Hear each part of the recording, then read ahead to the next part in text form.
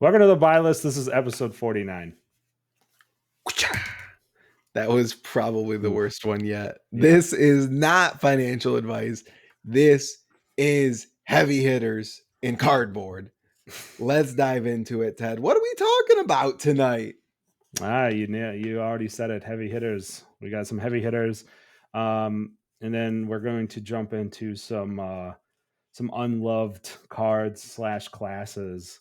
Just Yeah, some observations. Kind of go back a little bit. Throwback episode to when we dug around at the bottom of the barrel and found some majestic, sometimes some legendaries that might found the be worth juice. picking up. Found the juice. Yeah. I don't know. I'm pretty sure no one go back and fact check us, but I'm pretty sure we're 100 for 100 on our bargain bin dives. Yeah.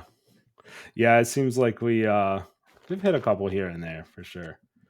But starting off with heavy hitters, man. It's been a little bit since our last episode, Yep. and heavy hitters has matured a bit into the market. And the first thing I want to talk about is, and I think we hit this either when spoilers came out or right on launch. But these legendaries are cooking, man. The sellers are struggling to keep up with demand. I mean, we've seen Grains and Apex continue the rise. Hmm. I've tweeted about it a couple times when like basically the inventory just like empties out.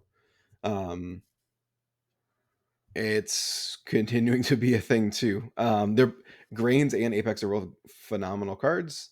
Balance of Justice really holding strong in that like 75 to $80 range too. So what happens when you print really good legendaries that are strong and playable? And I don't think like they're like, oh my gosh, this completely lapped and Mm. like replaced other cards, but it they fit into archetypes very well, and it allows a lot of deck building flexibility, which this set in general does. It gives you a ton of different ways to like build your Yeah. decks, which is awesome. And I think we're seeing like not just heavy hitters respond as a whole, but like the entire like Flesh and Blood ecosystem, like Hmm. Blood on Her Hands. You look at just the addition of like lag and what that's done for like Dust Till Dawn and all the angels. Yeah. Um it's really cool to see like this is a good set, great legendaries, great heroes, and it's moving a lot of different cards right now. Yeah, we've talked about this in the past, right? Where we saw for a little while kind of outsiders on where legendaries were a little too future for like um future looking. Does that make sense? Where they just kind of didn't make they just didn't make a deck instantly, where they picked they designed five legendaries and heavy hitters where they're obvious and they slot right in, right? Like Apex is just like, yeah, you just like, yep, I'm playing this. That was the Um nicest way to say that they sucked. They future proofed it. Redback Shroud, it's going to be playable one someday, day. The item of someday. reinstate. Everyone will play this at some point in the future.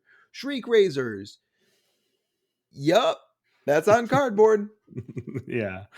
Yeah. Yeah, there was some tough looks out there, right? And Yep. but like in this set, they did.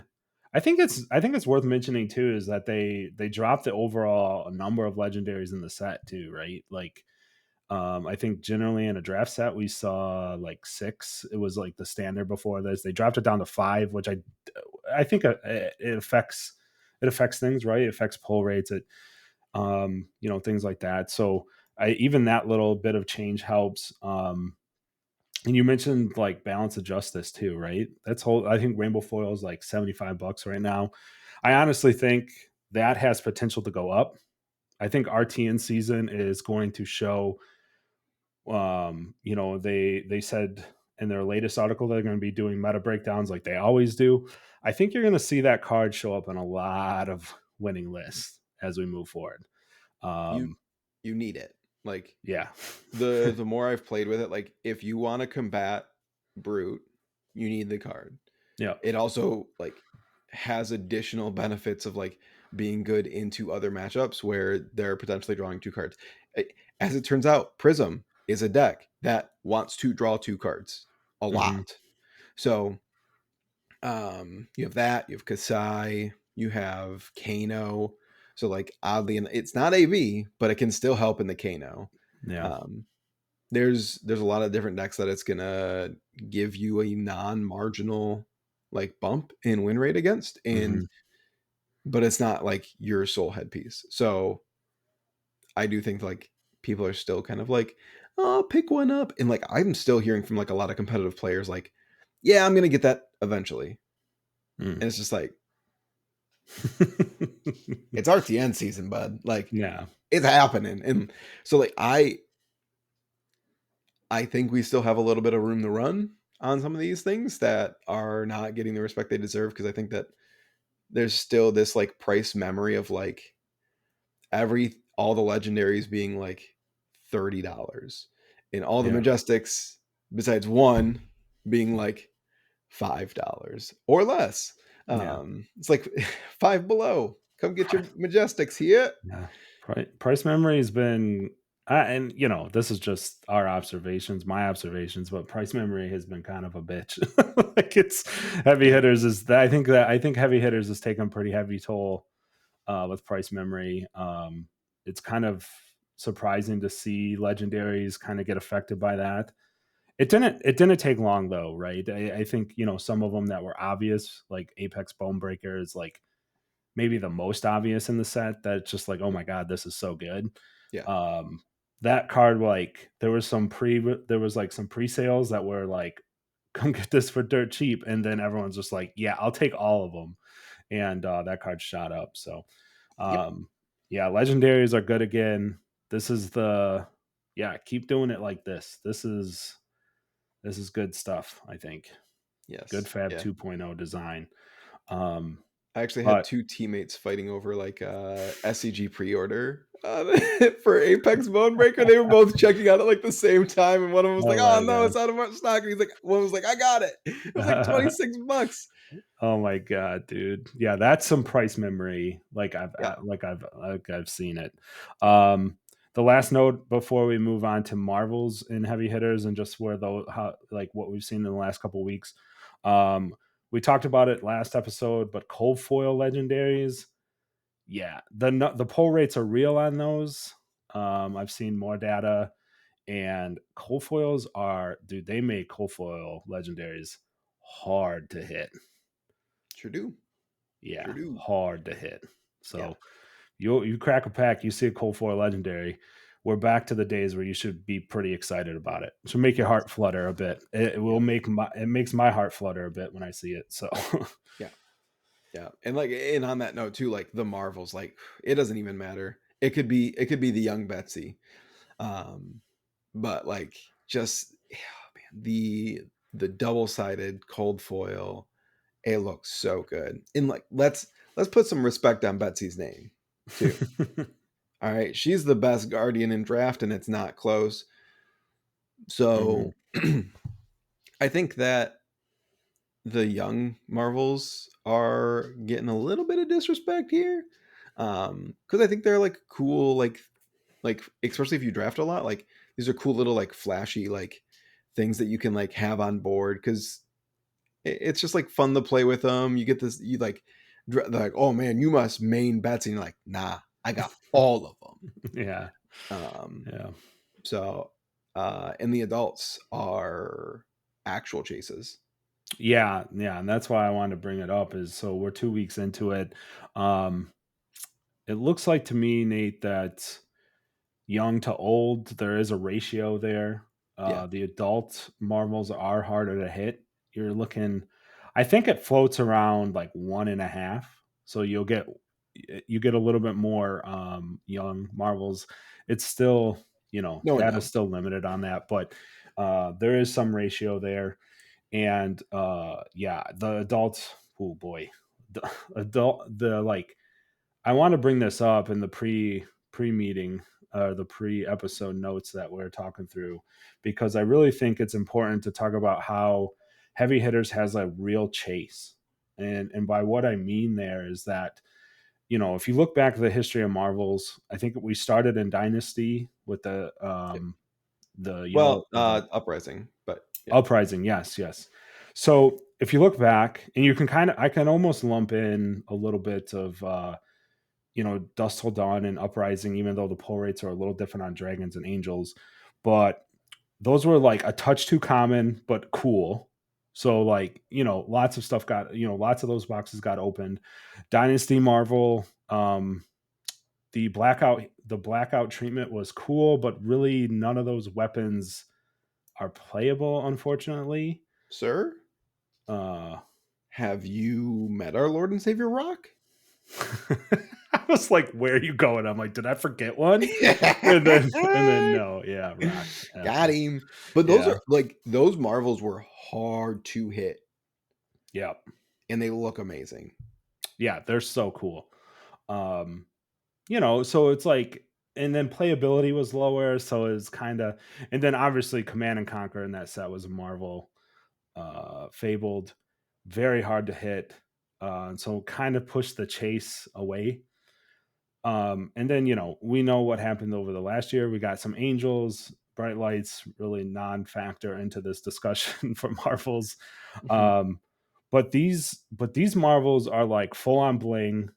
It's a piece that's always out. It Yep. shows your dedication to the hero, and it's just hard enough to pull them, the adults especially, Yep. to where I know for me, I like look at a box and I'm like, kind of want to open that.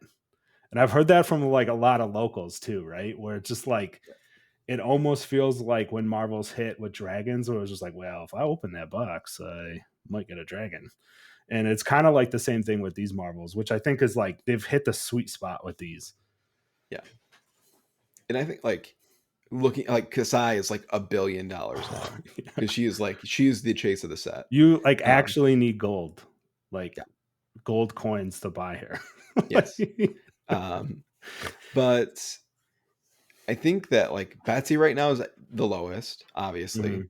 because she's not very good right now. And Yep. Olympia is also like down there, but like those are two heroes too that like I could easily see like they they need more than one card. They need like four more cards. Yeah. Um, but if they somehow get them into like if they give them the support in like the professor box kind of deal, um, like Yeah. those two heroes could cook and they're cheap right now. And if they start cooking, especially Olympia, I feel like, and maybe Betsy a little bit, but like those could be like $250, $300 Marvels too. Yeah. You better believe, Nate, that I am watching Olympia. James White and Brian Gottlieb have already said that he has support coming in the next set in the Mhm. expansion slot. Um, so yeah, like What? that's one that I'm watching, and it's just like if it goes down, like the playability is low, right? Just like Yeah. Betsy, and you really like the hero, you like the aesthetics. Might not be a bad idea to just like watch that and kind of pull the trigger when it feels like a decent price. What's funny is they both need similar things. They both need good wager cards. Hmm. That's what they both need. So Yeah, like they can kill two birds with one stone. So James White, I know you're listening. You're welcome for the idea, or Brian, whoever. Like, just hybrid, put like two good wager cards. hybrid Gucci. majestic. Yeah, Guardian Warrior card. yeah, But no, I didn't like I just yeah, I know I think we talked about it in the last episode, but I did want to just circle back because I think as time has gone on, these Marvels feel like the right amount of chase. yeah. Um, they're just rare enough to where you want to grab a box at your locals, you want to grab a couple packs in the hopes of it. Um, and then they're like just the best kind of bling, man. Every time I think Kasai, the adult Kasai might be top 5 best looking card. I don't know where it sits in that top 5, that's argument for another day, but I think it's probably top 5 best looking card in Fab. I don't think that's a hot take. It hits so hard, dude. It's like I'm Tunic and, not a gonna couple challenge others. that right now because I'm sleepy, but I will challenge it a different day. Yeah, it's top 5. Come at me, bro. Next week, we'll find the other five. We'll find the other 5. Come back next week on Everybody Dragon loves Ball a tier Super. list, right? Yeah, tier list of cards. Pretty cards. Yeah. Um, Uh, okay. you want to dive in the bargain bins now? Yeah, let's talk about some bargain bin deals. Bargain bin. What you want to talk about first, Ted? Oh, you know what I want to talk about. Rune Blade, baby. Yeah. Rune Blade's still dead, everyone. Yep. Don't worry, we ain't going that route. But you know what it means when a class is gone and forgotten, and all we're talking about is how broken cast bones and brutes are, and how Kasai cards are beautiful, and you just want to raise an army. Got to talk. You look in the bargain bin. You look at some Runeblade cards. Nate, you tipped me off earlier that Revel and Swarming are $6. Yeah, those cards are like, if we go back in time, back when Runeblades were allowed to play the game, those cards were over. Those cards were easily $10 and above, like non-foil. Yep. Yeah, and that was before and that's when we thought Unlimited was going to get like dropped as a bomb on the market someday. That Like, died. James White took that thing out back and shot it multiple times. yeah. Yeah, he literally yeah, set it on fire. So, Yeah. we, there's let's jokes aside, there's a lot of Everfest first out there. Yeah. So it's not like, oh my god, you'll never be able to find a Revel again. No. But it does affect it, right? Mhm. You just can't wait for a flood of cards to come to the market. But those cards are like really good, man. I think Vincent, there's a real strong argument that she runs Revel once she gets a little bit more support. It's kind of an iffy, it's always been an iffy card, but it's because it's so powerful. Getting those 4 rune chants is like just insane, right? When you Yeah. pull it off. So $6 right now. If you like rune blades, go and grab them. Um, an oldie but a goodie. I think it's one of the bricks of the foundation of this podcast is Grasp of the Arknight. Yep. I think it's returning for its like 7th mention on this podcast string under 50 episodes. Yep. It's just like hovering at $50. It won't be that cheap once we know like once room blades are competitive. I don't know if an expansion slot card gets there. So it's not like, oh man, if there's something in there you can make, spec on it. No, no, no. But if you don't have one, go and grab one for $50. Yeah. Because once room blades get good, that card will go up. Yes. Or like if they say, "Oh, hey, next set has rune blades," Yeah. that card's gonna pop off. It Yeah, does yeah, like yeah. if there's one like we've seen the Nationals like art thing, and it's like this like dual wielding sword guy. So like probably another warrior in the Yeah, next set. Guardian, Like, Warrior, Broadswords, not sure. dude, a guardian with swords? That's nuts. So that would never happen. Um, maybe a new class. I don't He's know. a pretty chonky boy. He is a pretty thick boy. He is a pretty thick boy. But warriors are thick. They got good armor. Um, Warriors don't swing broadswords, do they? They might. dude, have you seen Olympia's art? Uh okay, yeah, he's a thick Up boy the too. ante? He's a Yeah, thick maybe boy that's too. Olympia with a hat on. Who knows? Yeah.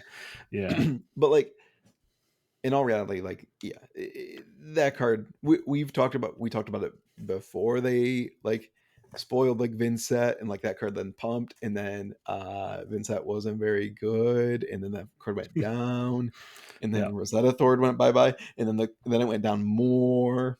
Yeah. But yeah, like we're gonna see it rebound as soon as we see Rune Blades again and like Mhm. um probably a better bet than that because I think LSS is going to give Rune Blades the old Guardian treatment, where it's like you don't get any toys forever because you were too good for too long, Yeah, um, that's what it and they still continue to be good. It's like Mask of Momentum. So I think we're headed to Mysteria next. I think we took a slight detour in the roadmap on the back of the cards, but I think we're headed to Mysteria because one, dope lore, absolutely nutso lore. hmm Um, this little lady, LL'd and Blitz, they gotta get her back somehow. Everyone loves Ira. Um, Didn't she die like 200 years in the past? doesn't mean her ghost can't be out there, Ted. Yo, wait, Shadow Ninja? Yo, Dude, wait. wait. Um, but Mysteria, super deep lore, super cool Mhm. region. We haven't been there yet. There's only so many places we can go, right? Like we haven't been to Savage Lands, we haven't been to Mysteria. End of list.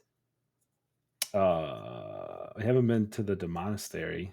Technically haven't been to the monastery, even though that's like we're definitely not gonna go to the monastery. No. That'd be wild if we went like Dustodon, bright lights, heavy hitters, and back to Shadow.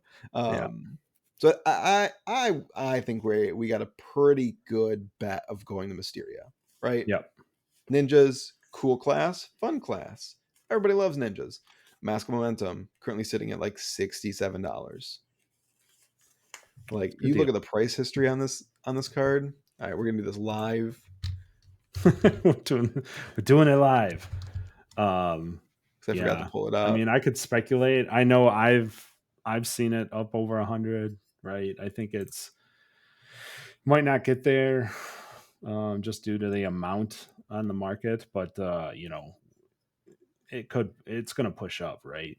Yeah, I Card's mean too good. this is like the lowest point it's been in almost a year. Yeah. Yeah, there's Um, pretty strong resistance at high 60s.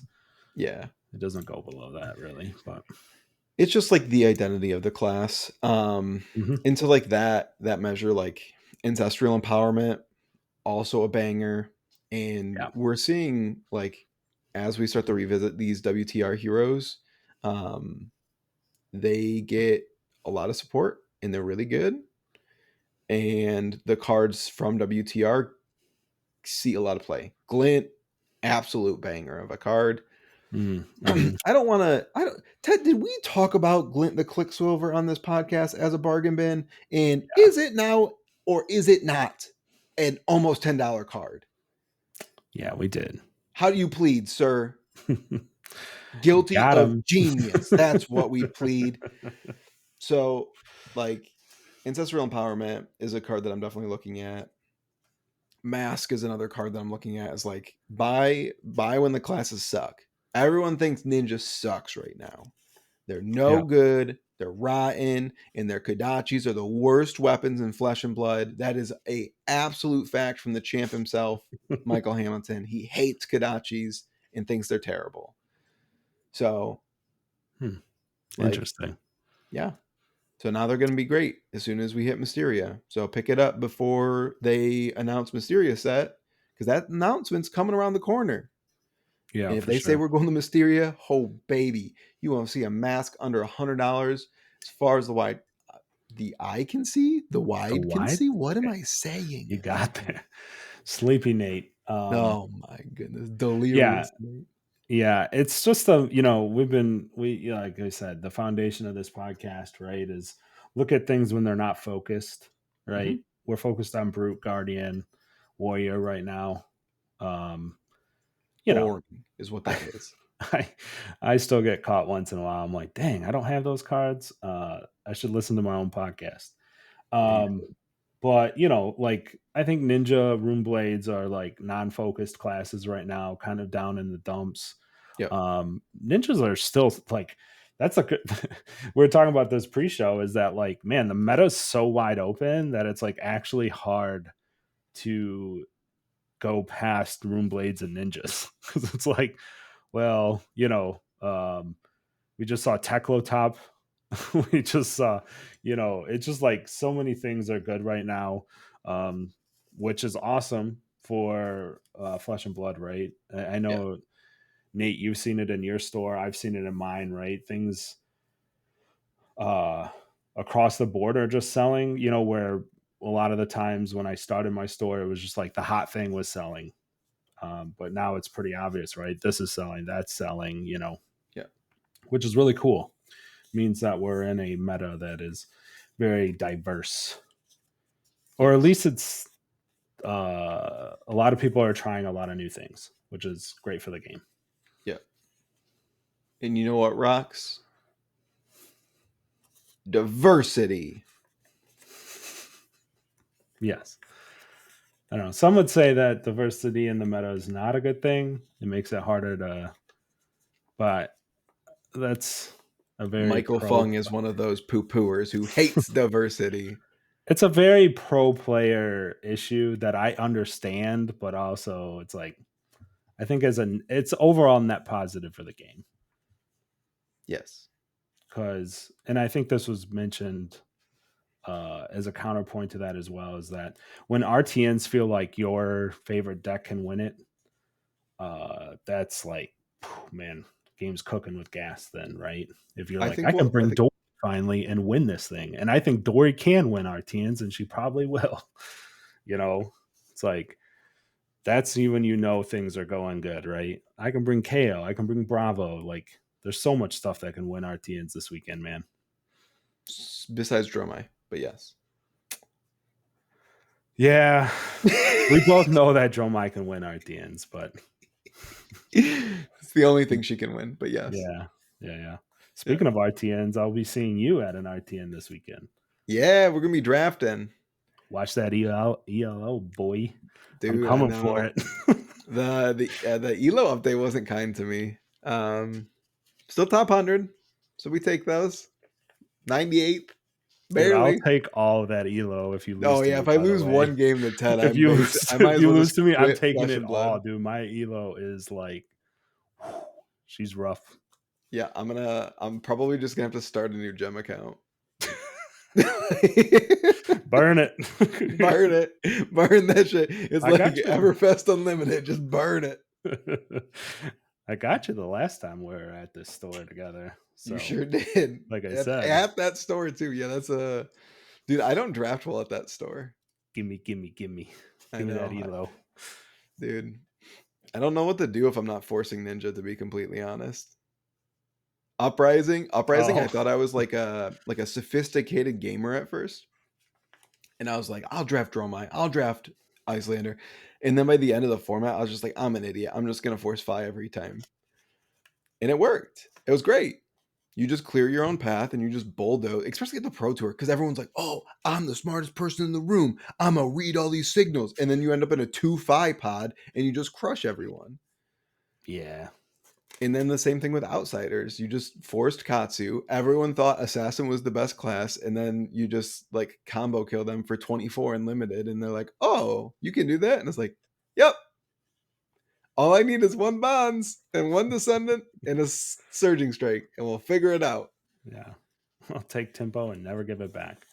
Yep. Yeah, I'm excited for the RTN. It is draft this weekend, so I get to see you, Nate. You got some Yep. goodies for me.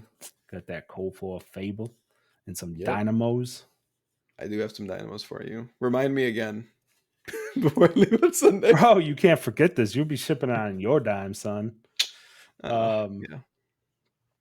anyways, yeah. No, I drafted last night in heavy hitters, and um I'm actually excited for CC as Mhm. well. I've been Yeah. having some fun playing KO. I think he is very strong. I don't think he's as strong as Twitter would like you to believe he is. No. It's kind of cooled off, but like there was a lot of like only frostbites can stop this guy, and I was like, come on, guys, like we ain't there, right? Like we're like, dude, frostbites just got LL 2 weeks ago. Like, chill. Yeah. Like we can We can do live without this without for a little bit. frostbites. Yeah, yeah, Yeah. yeah. No, But like Karo's definitely like a strong deck. He might be the best deck, but it's not like Lexi was the best deck yeah, where Like she was invincible and she was going to win everything. KO will definitely win RTNs and he will definitely show up and win a lot of events, but it's not like you didn't bring KO. Better Yeah. luck next tournament, buddy, because you're going fishing. Yeah. You can definitely cast them bones though. Tell you what, dude, that is a Them bones, them card. bones, them dry That is bones. a card. Yep. Um, but yeah, I think KO or Victor. I like Victor. I just don't want to learn Guardian Mirrors. So Dude, Victor sucks. Victor's actually fake. There's so many fake decks in this format. yeah, he's fun until it doesn't work, and then you're like, oh no. Until you play the better Guardian, which I'm oddly saying is Bravo. Yeah. Like, I didn't think I was actually How going did to say we? those words in my lifetime. How did this timeline happen? Yes. Like all of a sudden, Bravo is like a legit. Like Bravo's like just been like the most solid deck in Flesh and Blood history. Like he's been just even keel, like never too low, never too high. Right? He's just always been there. And there was always things above him, right? There was always Chain, there was always Prism. You know what I mean? There's like all these like old him, was above him. And then like as those all get knocked out, he just like climbed up that mountain like one step at a time. And now he's like almost there. Now, everyone else, all the other decks just got suckier. And now we can That's what I'm technically play the saying. game Like they again. knocked off everything on the top that like just You're pushed saying him he's to the climbing a ground. mountain. If anything, he was like slowly sliding down the mountain and then like freaking The like mountain was eroding. Yeah. chain freaking hopped by him on his surfboard, did a 180, was like, "What's up, dude?" And then Prism was like, "Howdy!" It was just like Yeah. he That's then true, right? Yeah, that's a bad analogy. Like he never climbed. He just was no, always just chilling. he's just a freaking rock. He just sits there and he's the perfect analogy for Michael Fung. He is just like a rock who does not want to move or do anything. He's just a begrudging old man, but he's actually a young strapping Bravo. But It might be his time finally. it won't be. He doesn't do so, like no one's listening this late. We're Yeah, 32 minutes in, so I can go on a rant. But like, I was talking to Michael Fang, and he was explaining like there fun. are floor decks and there are ceiling decks, and like when you go into a matchup, you have to figure out, are you the floor deck or are you the ceiling deck? Mhm. Bravo is always the floor deck. He can never be the ceiling deck, Yeah, and he will just be like, I am the floor. And whenever he's asked to be the ceiling, he fails because he can't do it. yeah. Like it, when he plays like a Tree Frog Dash, it's like, you have to be the ceiling deck now. And he's like, I will pass. I'm not going to do that. I will be the floor. Like he does exactly what he's supposed to do every game, and that's it. Yeah, and But nothing as soon more. as you ask him to do anything above it, he's like, ah, can't do it. Sorry, guys. So if Betsy gets good, will the wager mechanic give her that ability possibly to be the ceiling? Yes. I mean, it could be, right? Yeah. The amount of value she gains from wagering could push her. Because like Bravo doesn't get anything from dominating really, other than his Forcing crush prism effects, hits. Yeah. right? And Betsy like when she has an engine, it just sucks right now. It's Yeah. it's like she is in a race against other cars and she is sitting in a go-kart. Hmm. Yeah, But she's her been set, right? Where they're like a little half baked on purpose. yes, the engine is there and they can build it out Hmm. and it will be good once it's built out. But like she just doesn't have a density of good wager cards. Like Bet Big is a nuts card, Hmm. but you can't build a deck around one card. Yeah. Yeah. I think it's really I cool. It hear also all of the something. brute Yeah. players shouting, Blood Rush Bellows. Yeah. Blood but Rush Bellows is a yeah. yeah. That That is card's a actually remnant broken. remnant of the past, Hmm. right? That's made it this far. But Yeah. all right. I think we can wrap it up there, Nate. Yeah. Yeah, good episode. Great And episode. we'll see how that RTN goes. I'll report back next week if I took all of Nate's Elo. Yeah. Um, We do okay, so no one's listening. Good night, Brian, by the way. Um, we need an outro. I realized this in listening to other podcasts, Roger and Michael. They have, and remember, everybody, mind your manners. We need an outro so we can actually Mm. successfully end the podcast without rambling for an extra 5 minutes. And Yeah, one of so us my just says it, and we're done, yeah, and so we're my out. smooth brain doesn't keep talking. Yeah, both of our Yeah, smooth brains. yeah. So, everybody, drop what our outro should be in the comments below. Thank you for listening. Thank you for all the support. Please yell at Ted for opening all of the heavy hitters packs so we couldn't do any fun draft content. He's going to cut this part. Yeah. No Alright, one's everybody. listening, anyways. Like, subscribe, do all the do's. Yeah. We'll talk to you next week. Peace. Peace.